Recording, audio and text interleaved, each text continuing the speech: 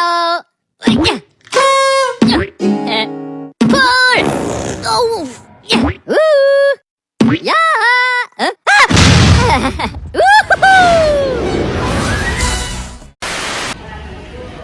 Halo guys. Kalian tahu nggak sih? Seberapa nyata ingatan kita? Seberapa besar kapasitas penyimpanan otak kita? Kenapa manusia bisa lupa? Kenapa ya? Yuk simak video ini. Tak dulu. Kenapa? Kita kan belum kenalan. Oh iya lupa. Perkenalkan nama saya Rizal Firmansyah. Nama saya Najma Fuaidia Zahira. Nama saya Siti Alia Randonowo. Nama saya Duanisa Trianindya. Yuk simak video ini. Bicara tentang memori, kok bisa sih orang terus-menerus mengingat kejadian yang berkesan olehnya di masa lampau, padahal peristiwa tersebut tidak ia ingat terus-menerus. Nah, gimana sih cara otak manusia menyimpan ingatan abadi tersebut? Nah, ternyata para psikolog mendefinisikan memori sebagai penyimpanan informasi atau kejadian dari waktu ke waktu. Nah, memori tersebut terjadi melalui 3 proses penting, yaitu penyimpanan, pengambilan, dan pengkodaan. Memory encoding itu apa sih? Jadi, memory encoding adalah proses di mana informasi ditempatkan ke dalam penyimpanan otak. Proses ini membutuhkan perhatian dan dipengaruhi oleh berbagai faktor. Pertama ada perhatian. Perhatian itu di mana kita melibatkan selektif berfokus untuk memperoleh informasi yang ada. Yang kedua ada tingkat pemrosesan atau level of processing. Level of processing ini dibagi jadi 3. Yang pertama ada shallow, di mana kita tuh hanya mengenali suatu barang dari fiturnya aja. Nah, yang kedua ada intermediate. Kita sudah melabeli barang tersebut. Oh, ternyata barang ini adalah meja gitu. Yang ketiga ada deep, di mana kita tuh sudah memasukkan makna ke dalam barang tersebut. Yang ketiga ada elaborasi. Elaborasi itu adalah proses untuk meningkatkan daya ingat dengan cara mengaitkan informasi baru dengan informasi lama yang sudah diterima. Nah, ini merupakan salah satu memory encoding. Yang pertama sensory memory, short term memory, dan long term memory. Kalau yang sensory memory itu ibaratnya kayak menyimpan informasi melalui panca indera. Memori jangka pendek itu artinya memori cuma terbatas di otak kita, yang mana disimpannya itu cuma 30 detik, kecuali kalau kita pengen nyimpannya itu lebih lama. Nah, itu tuh ada strateginya tahu. Nah, strategi itu ada 2. Yang pertama ada chunking sama rehearsal. Kalau chunking itu dia artinya pengelompokan. Ya, contohnya tuh kayak gimana? Contohnya kayak gini. Ini kan ada nomor telepon. Kalau misalkan kalian ngapalin yang langsung berurut semua, pasti lebih susah kan? Nah, kalau misalkan dibagi kayak gini, dibagi menjadi kayak gini, pasti lebih gampang. Bener gak? Kayak gini. Daripada kalian ngapalin langsung berurut, pasti lebih gampang kalau misalkan dibagi.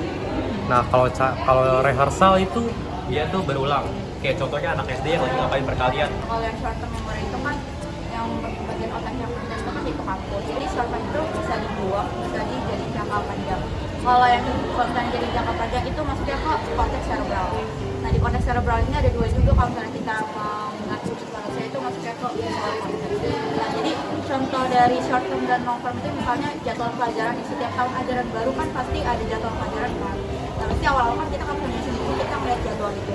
Tapi setelah beberapa bulan kemudian kita nggak perlu melihat jadwal itu lagi karena kita melakukannya secara bertahap. Jadi long term ya? Iya. Kalian ingat gak sih kemarin tuh tanggal 1 kalian makan apa? Nah, itu contoh dari short term memory, yang artinya memori jangka pendek. Memori vertikal itu artinya proses mengingat atau mencari informasi yang udah disimpan dalam memori otak kita. Nah, dalam memori vertikal ini itu konsepnya ada banyak. Yang pertama, itu namanya ada serial position effect, yang artinya itu kita cenderung ingat pada bagian awal atau akhir dari sebuah daftar. Terus yang kedua itu ada yang namanya retrieval use and the retrieval test. Itu artinya rangsangan yang buat kita mengingat sesuatu. Terus selanjutnya itu namanya ada recall and recognition. Itu artinya ingatan ketika individu harus mengambil kembali informasi yang telah dipelajari sebelumnya. Selanjutnya ada konsep encoding specificity. Di sini artinya informasi itu lebih mudah diingat dan diambil kalau misalkan kondisi kita saat mengingat informasi itu cocok sama kondisi saat kita mengambil kembali informasi tersebut. Dan yang terakhir ada yang namanya context and encoding and retrieval. Itu artinya orang cenderung ingat informasi lebih baik jika keadaan psikologis atau suasana hatinya itu lagi baik gitu. Contoh, kalau saat orang sedang sedih, mungkin mereka akan ingatnya itu kejadian yang buruk. Kalau misalkan lagi senang juga ingatnya yang senang-senang aja gitu. Oke, selanjutnya ada materi tentang lupa. Nah, untuk menjawab pertanyaan di awal video tadi, di section ini kita akan membahas itu semua. Sebenarnya lupa itu apa sih? Lupa adalah kemampuan memproduksi kembali apa yang telah kita pelajari atau alami. Singkatnya, lupa itu kegiatan untuk memanggil memori yang telah kita ingat. Menurut Edward Thorndike, kita lupa karena beberapa hal. 1. DC teori. Kita lupa karena memang sejarah itu memanggil memori yang ada. Yang kedua, ada interferensi teori.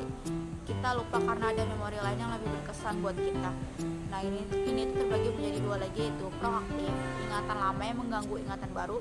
Yang kedua ada retroaktif, ingatan baru yang mengganggu ingatan lama.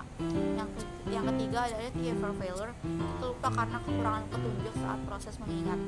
Yang keempat ada reconstruction theory, kita sebenarnya nggak benar-benar lupa, tapi kadang suka muncul di waktu yang nggak tepat. Yang selanjutnya ada prospective theory, kita lupa akan melakukan sesuatu karena terlalu fokus pada suatu hal. Ini bisa disebut juga dengan kelinglungan. Yang terakhir ada motivate forgetting, kita memang sengaja melupakan hal itu karena terlalu traumatis bagi kita. Di sisi medis, lupa terjadi karena ada bagian otak yaitu hipokampus yang cedera. Nah, hipokampus yang cedera bisa mengakibatkan amnesia. Amnesia terbagi menjadi dua, yaitu amnesia anterograd, kita sulit untuk membuat ingatan baru. Yang kedua ada amnesia retrograd, kita melupakan semua hal yang telah kita alami sebelumnya. Jadi intinya tuh hilang total ingatannya. Kalian pernah gak sih?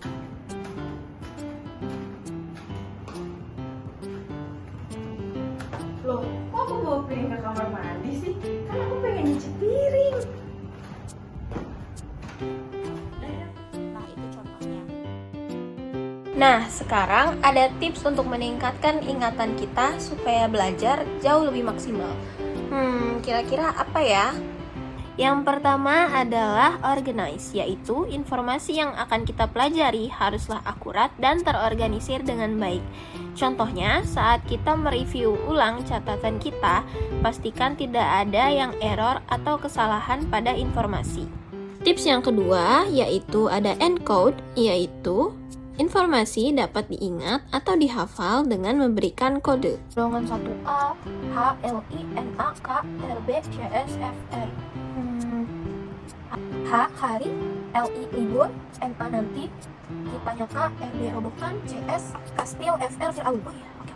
Yang ketiga yaitu adalah rehearse, yaitu informasi yang kita dapatkan harus kita pelajari secara terus-menerus. H, hari, LI, libur, NA, nanti, K, kita, RB, robokan, CS, kastil, FR, Fir'aun. Tips yang terakhir adalah retrieve, atau memilah informasi dan mengambil informasi yang dianggap perlu dan penting. Nah, itu dia penjelasan tentang Materi ingatan dan memori. Sekarang udah terjawab kan? Pertanyaan-pertanyaan di awal video tadi. Oke. Sampai jumpa. Sampai jumpa. Dadah. dadah.